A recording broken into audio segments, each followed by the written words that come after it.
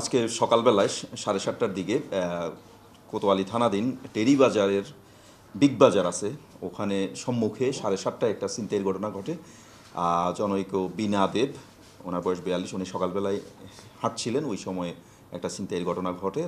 ওইটা সিসিটিভিতেও দেখা গেছে। পরবর্তীতে আমরা আমাদের বিভিন্ন আভিযানিক টিম এই যে ছিনতাইকারী যারা এই ঘটনা ঘটিয়েছে তাদেরকে আমরা শনাক্ত করতে সক্ষম হই এবং তাদেরকে আমরা গ্রেপ্তার করতেও সক্ষম হই।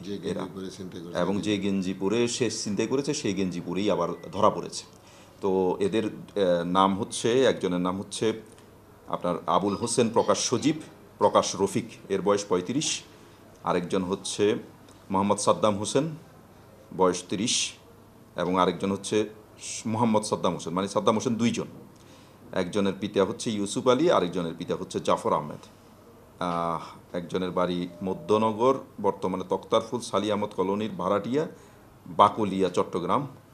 আরেকজনের বাড়ি হচ্ছে ব্রাহ্মণবাড়িয়া, আর আবুল হোসেনের বাড়ি হচ্ছে বাকুলিয়া, চট্টগ্রাম। তো এই তিনজনকে আমরা গ্রেপ্তার করতে সক্ষম হই এবং তারা যে ছোরা ব্যবহার করে এই ছিনতাই করেছে এবং যে গাড়িটা ব্যবহার করে ছিনতাই করেছে, এইগুলো আমরা উদ্ধার করতে সমর্থ হই। হ্যাঁ, তাদের সাদ্দামের বিরুদ্ধে আপনার 6টি মামলা আছে এবং রফিকের আরেকজন যে সজীবের বিরুদ্ধেও 6টা মামলা আছে, সবগুলো ডাকাতি এবং দস্যুতা।